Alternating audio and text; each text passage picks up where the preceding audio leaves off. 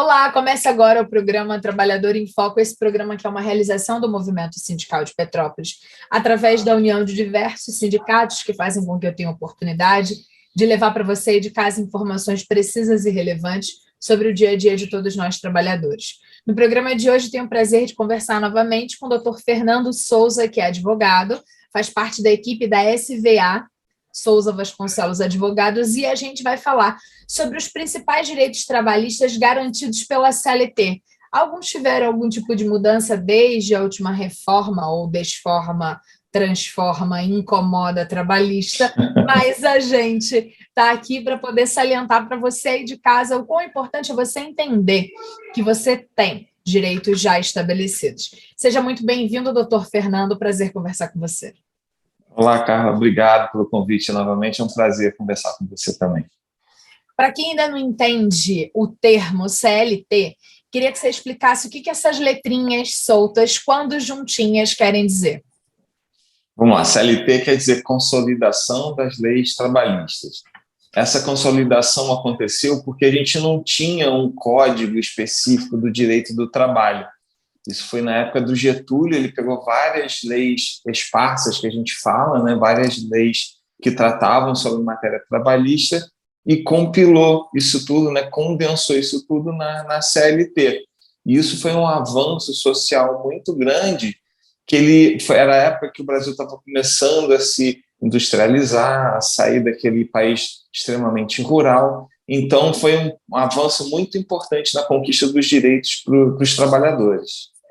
Na sua avaliação, de que forma que esses trabalhadores precisam entender a CLT, passar os olhos na CLT, para fazer uso no dia a dia? A CLT, né, como a gente falou, ela é um condensado de várias leis. Hoje em dia ela está, né, desde 45, ela está organizada numa estrutura como um código, né, como um código. Não é de uma leitura muito simples para quem não é técnico na área, mas ali na CLT você vai encontrar os seus principais direitos. É importante, se você tiver a oportunidade, o trabalhador tiver a oportunidade de ler, entender o que está ali, ele se torna uma pessoa muito mais apta assim, para o seu dia a dia, entender o que ele pode, o que ele não pode, que todo direito tem uma obrigação correspondente. Então, seria recomendável para as pessoas. A gente sabe que é uma leitura não muito agradável, não muito simples de se fazer, mas que se pudesse ler, seria muito bom para você entender um pouquinho melhor quais são os seus direitos. Perfeito. Dentre essa consolidação, alguns também são assim cruciais para o trabalhador entender, porque tem muito a ver com o dia a dia, né? A gente vai falar brevemente sobre vários deles. Vários deles a gente já teve programas específicos para poder esmiuçar, mas às vezes o trabalhador não conseguiu ter tempo de assistir vários programas. E aí o que a gente fez hoje é um compilado básico para as pessoas entenderem essa consolidação, que tem esse texto muito do advoguês. E aí eu queria que a gente começasse sobre a questão do que é a jornada de trabalho básica para todo indivíduo trabalhador. Então, a jornada de trabalho é o tempo que você fica disponível diário para o seu empregador. Normalmente a gente tem a jornada de 8 horas ou 220 horas mensais, e você é remunerado por essa disposição que você tem, por essa disponibilidade que você tem para o empregador. Existem diversas outras formas de contratação, por produção, por comissão, etc. Mas a mais comum que a gente vê é você ser remunerado por esse tempo que você fica à disposição para a empresa. As jornadas mais comuns são de 220 horas, que seriam de 8 horas diárias, 44 semanais, ou de 6 horas, de 180 horas mensais. Perfeito. E aí, as outras questões menores, em via de regra, elas são negociadas por meio dos sindicatos das categorias, não é isso? Exatamente, exatamente. Questão de aumento ou redução de intervalo, adicional de hora extra, por exemplo, são assuntos que a CLT tem a regra básica para que isso se aplique no dia a dia do trabalhador e das empresas, mas você pode negociar situações específicas nos acordos e convenções coletivas. Quando você fala de regra básica, significa que não pode ocorrer menos do que está na CLT? Menos de remuneração, menos... É um pouco disso? Isso, então, a gente teve recentemente, igual você falou da reforma, desforma trabalhista, né? A gente tem hoje uma predominância do que é negociado sobre o legislado, sobre o que é legislado. Na CLT mesmo, a gente tem alguns dispositivos que ela fala, ó, sobre isso aqui você não pode negociar. Mas jornada de trabalho, por exemplo, é um ponto que você pode negociar na convenção coletiva. É igual eu estava te falando da jornada de trabalho, né? O intervalo entre a jornada, antigamente, você, ainda que fosse por convenção coletiva, não poderia ser inferior a 1 hora. Você não poderia ter um intervalo de meia hora, por exemplo. Hoje você já pode negociar isso. Mas o básico que a CLT fala, ó, para trabalho de 8 horas, você tem que ter 1 hora de intervalo, por exemplo. Perfeito. Dentro da sua fala sobre jornada de trabalho, a gente falou sobre hora extra. E eu queria que você explicasse o que é e, em via de regra, quantas horas extras podem ser trabalhadas por dia ou por período. Então, só hora extra daria uns 3 programas, mas vamos lá. A hora extra é toda aquela hora que você ultrapassa a sua jornada normal de trabalho. A gente tem hora extra intra-jornada, que é essa referente ao teu intervalo ali no meio da jornada, teu intervalo para o almoço.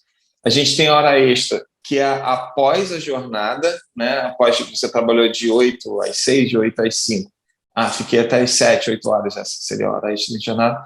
E você tem a hora extra interjornada, que é a hora extra entre um dia e outro. Você tem que ter pelo menos 11 horas de descanso entre um dia e outro. Então, na hora de você calcular, você tem que observar esses 3 pontos.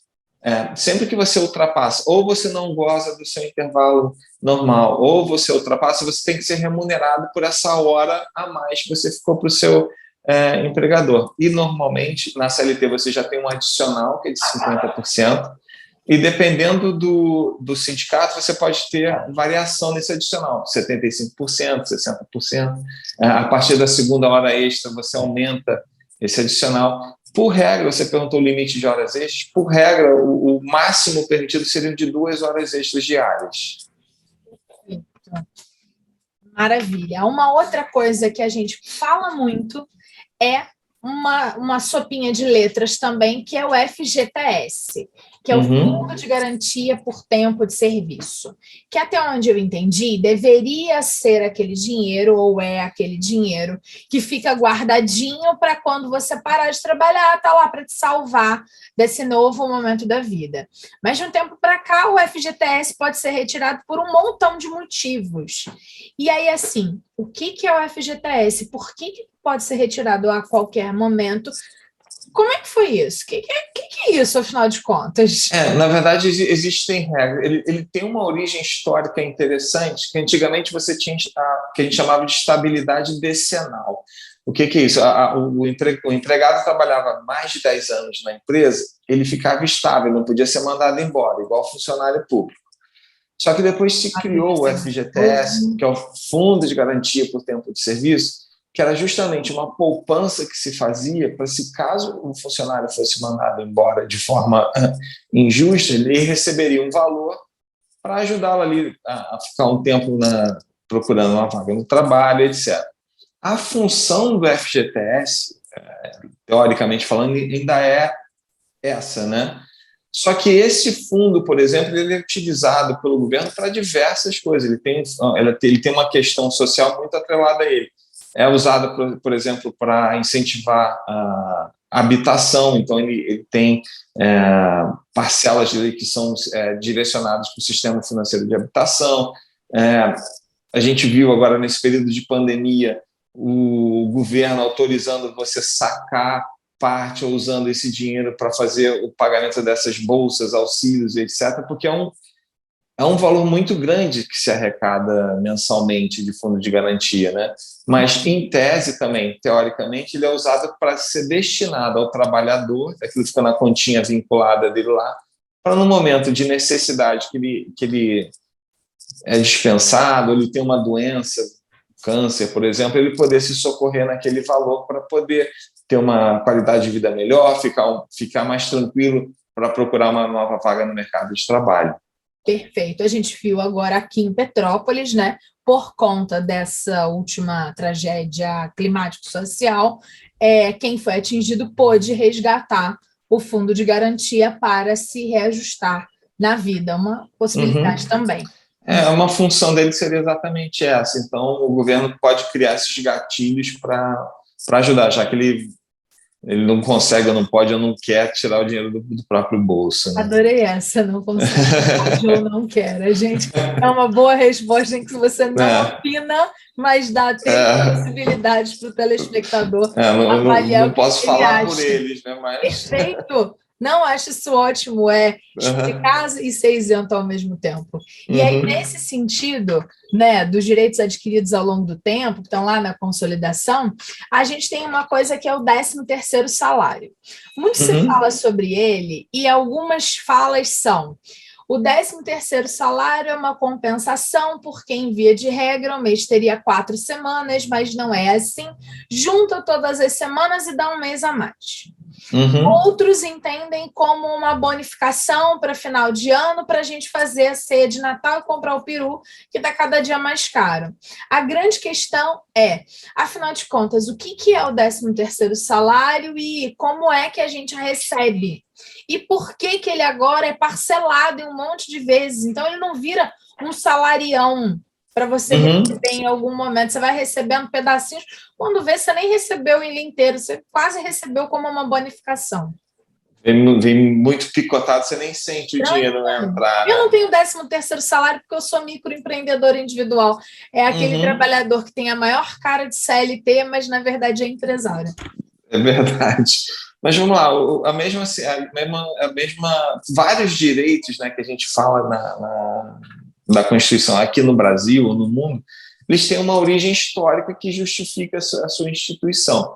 Né? O 13º também, historicamente falando, ele era uma gratificação natalina, efetivamente. Era um valor que as empresas davam aos empregados para ter uma ceia de Natal, você ter um dinheirinho a mais no final do ano para confraternizar com a família, etc.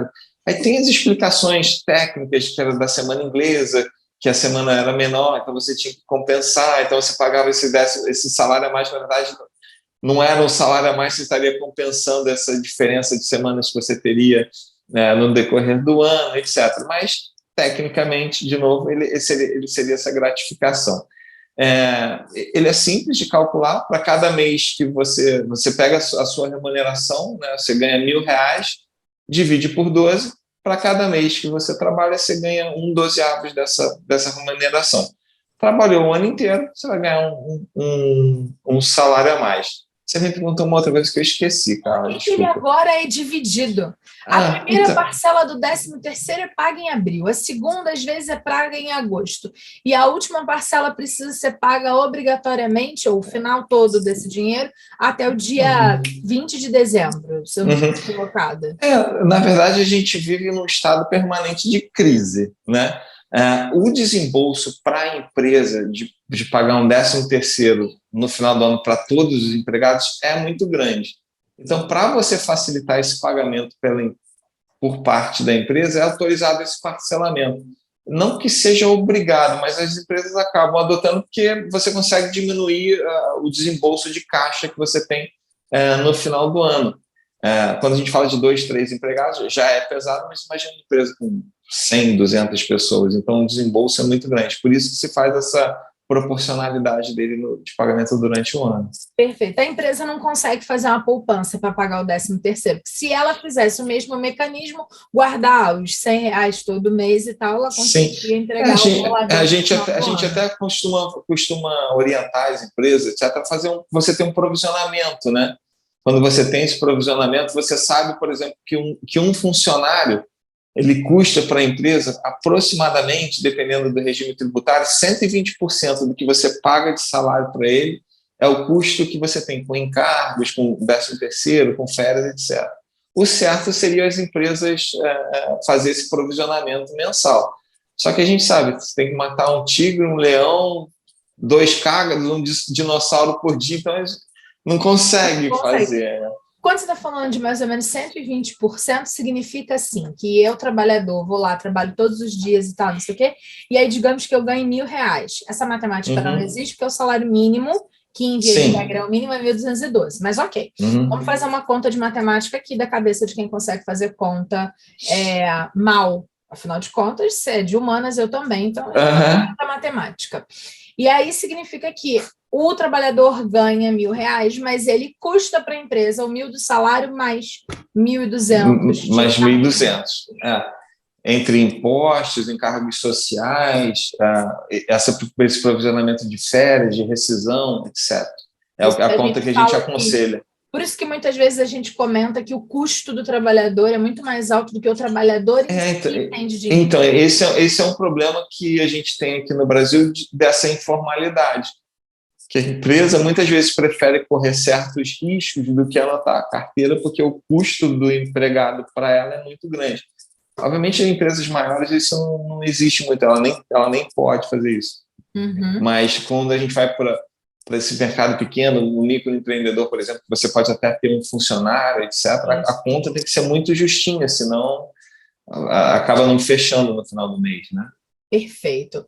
Ainda nesse contexto que a gente estava falando, na fala sobre o 13º, e a gente foi falar desse custo real do trabalhador, a gente falou das férias. E eu queria que você falasse sobre a importância das férias e como é que ela deve ser contabilizada. Ou seja, trabalha 12 meses e tira um mês, e aí vai trabalhar mais 12 e vai tirar um, e aí esse ano nunca fica redondo, ou trabalha 11 e aí fica o 12º mês de férias.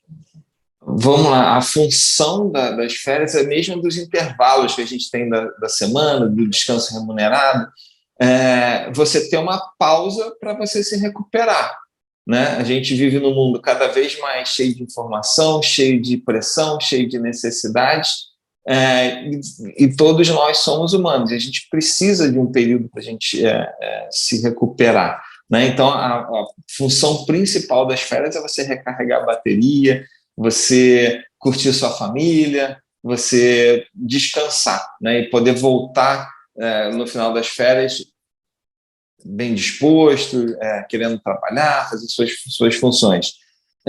As férias também, como é que funciona? A gente tem 2 períodos que a gente considera nas férias. A gente tem um período aquisitivo, que é o período que você adquire o direito a ter férias, e você tem um período concessivo, que é o período que a empresa vai falar, você vai tirar férias, né, nesse mês aqui.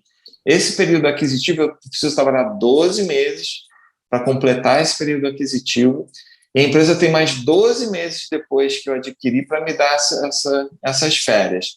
As férias são pagas na proporção também, para cada mês trabalhado, eu tenho direito como se fosse aquela conta do 13º ali, né? Só que eu ainda tenho um adicional de 1/3 para poder fazer gozar com maior tranquilidade as minhas férias. Porque a gente entende que, na verdade, no mês que a pessoa não vai estar trabalhando, ela vai estar continuando pagando todas as contas da vida. Sim. E onde é que está o benefício das férias? Só ficar em casa? Não. Aí tem esse 1/3 que é para curtir as férias, para ir no cinema, para viajar, de vez em quando para poder pagar uma dívida, mas não deveria ser assim.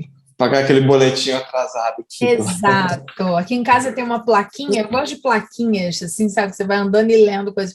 E aí aqui em casa tem uma placa que é assim, seja como um boleto sempre vence. Né? E aí a gente faz Vou colocar aqui no escritório. Faz da piada uma ação de cunho emocional, motivacional. Motivacional, exatamente. Legal. E aí, dando continuidade, uma coisa muito relevante que eu tenho pessoalmente muito apreço, até porque esbarra muito com a discussão da ordem feminista, é a questão da licença maternidade, paternidade e os direitos que estão atrelados a eles. E eu queria que você explicasse a importância e como é que funciona na prática. Tá, vamos lá. Ambos os direitos visam dar para os pais, né? A paternidade é uma licença bem mais curtinha, ela era de 1 dia apenas, mas depois teve uma alteração. Na verdade, ela dava esse 1 dia porque a lei entendia que a mãe estava muito cansada, etc., por causa do nascimento do filho, e autorizava o pai no registro civil fazer o registro de nascimento do filho. Então, isso mudou, passou a ser de 5 dias, né? E a licença maternidade é justamente... a cara de vergonha. Você nasce uma criança e 5 dias para o pai é muito absurdo. Não, agora, eu li, foi até curioso, eu li hoje, agora de manhã, foi aprovado pelo STF, STJ, se eu não me engano, licença de 180 dias para pai solteiro, servidor público federal. Já é uma evolução. Existe também quando é pai solteiro fazendo a adoção, também você tem o mesmo direito de licença maternidade que a mãe. Mas isso são coisas que estão acontecendo agora, você vê, li agora de manhã essa notícia. Eu tenho um colega que é homem e adotou sozinho e teve a licença maternidade 4 meses. Isso. Então, você estava perguntando como é que funciona, né? A licença maternidade, teoricamente, são de 120 dias, mas pode ser de até 180 se a empregadora participar daquele empresa cidadã, né? Esse dinheiro, se você é empregado CLT, quem paga é a empresa, ela vai pagar esse teu salário e depois ela compensa isso junto ao INSS, ou se você for MEI, etc., você tem que ter pelo menos, se não me engano, acho que 10 meses de recolhimento, o INSS te paga esse valor, você tem que receber o mesmo salário que você estava recebendo, né, da licença. Legal. E é isso, ela pode começar até 28 dias antes do parto, né, e completar os 120 ou 180 dias, dependendo da situação. E a ideia é você teve um filho, você está se adaptando, você tem que amamentar, cuidar da criança. Então, é um período que eu considero especial assim, para as mães. Nesse contexto, eu abro um parênteses, como mãe por adoção, filhos adotados, a licença maternidade só é proferida até os 12 anos. E aí eu adotei um adolescente de 13. Quando a licença maternidade, isso foi interessante você falar, você tem outras situações que você pode ter também. O caso de adoção, por exemplo. Aí você falou, na verdade, ela muda de acordo com a idade da criança, do adolescente que você está adotando. Até 1 ano você consegue os 120 dias, aí vai mudando um pouquinho. Eu não me lembro agora a escala. Mas, eu não consegui nada, porque o João tinha 13. Já tinha ultrapassado um pouquinho. É esdrúxulo, porque, na verdade, o processo de adaptação do lar é a mesma coisa, eu tive que trabalhar. Ele chegou num dia, no outro eu estava trabalhando, como se nada tivesse acontecendo, como se eu tivesse aqui a vida inteira, né? Muita loucura essa percepção. Não deve ser fácil. Não, é interessante, para não dizer completamente enlouquecedor. Agora, nesse mesmo contexto, a gente já está chegando no final do programa, porque, graças a Deus, a gente fala bem e tenta explicar da melhor forma possível para o telespectador lá de casa. Para a gente terminar esse bate-papo, eu queria que você falasse sobre o seguro-desemprego. Porque o seguro-desemprego foi uma coisa que mudou muito. Até onde eu entendo, como trabalhadora que sou há 20 anos, então, assim, você perdia o emprego, você tinha um seguro, você perdia o emprego, você tinha um seguro. Agora não funciona mais bem assim. Se você trocar de emprego 1 milhão de vezes muito rápido, o seu seguro-desemprego não é aquele que você imagina de 6 meses. E eu queria que você falasse um pouquinho para a gente sobre isso. Então, o seguro-desemprego, assim como o FGTS, ele tem mais ou menos o mesmo fundamento, ele é para dar para a pessoa que foi dispensada sem justo motivo ou que saiu de situação análoga à escravidão, por exemplo, né? Em pleno século XXI, a gente ainda fala sobre escravidão, né? Vira e mexe aqui. Para dar uma tranquilidade para a pessoa ter um tempo para ela poder se inserir no mercado de trabalho. Igual você comentou, as regras vão mudando para a concessão do seguro-desemprego em função disso que a gente já até conversou antes, né? Não pode, não quer, né? O governo precisa ajustar isso. A gente vê muita situação, por exemplo, de fraude acontecer com relação ao seguro-desemprego. Então, essas regras são permanentemente ajustadas, para evitar fraude, o outro porque não tem mais a mesma quantidade de dinheiro que tinha para você poder ficar distribuindo, porque a gente vem vivendo momentos de crise que vão se asseverando, então o governo precisa fechar a torneira, ele não consegue pagar para todo mundo. Isso é a explicação que me vem aqui à cabeça agora, tá, Carla? Não é nada oficial, assim. Mas é isso. Então, você tinha uma legislação que era mais permissiva tempos atrás, até porque você não tinha tanta gente usufruindo do benefício, mas no momento que você vem para um país que tem não sei quantos milhões de desempregados, e o governo precisa ficar injetando dinheiro, ele vai endurecendo as leis para precisar pagar menos dinheiro para o pessoal. Maravilha. Então, é muito importante que o trabalhador, ao perceber que está trocando de emprego, trocou uma, duas vezes, que ele também se atente a isso para entender que ele pode ou não ter o seguro-desemprego que ele estava tão habituado na cabeça, né? Vou ter 3 meses de seguro-desemprego, isso pode não ocorrer por conta dessas alterações aí na legislação propriamente dita. Exatamente. O governo, vamos ser coerentes também, né? O governo quer que você trabalhe, ele te dá uma assistência para que você consiga outro trabalho. Você não pode ficar vivendo de seguro-desemprego. Então, se dentro de um período você já recebeu o seguro-desemprego, você começou a trabalhar e foi descansado, você não vai receber de novo. Né? Tá ótimo. Doutor Fernando, muitíssimo agradecida. Foi um imenso prazer conversar mais uma vez com você. Espero de verdade que a gente tenha conseguido trazer um panorama da CLT, que é tão importante, que as pessoas precisam entender mais para saber usufruir dos seus direitos e também para entender que elas têm deveres a cumprir. Obrigada. Perfeito, Carla. Obrigado você pelo convite. Precisando, estamos sempre às ordens aqui, viu? Maravilha. Obrigada a você de casa que ficou com a gente. Espero você em breve aqui na grade da TV Petrópolis. Um abraço grande e até lá. Tchau, tchau. Tchau, até mais.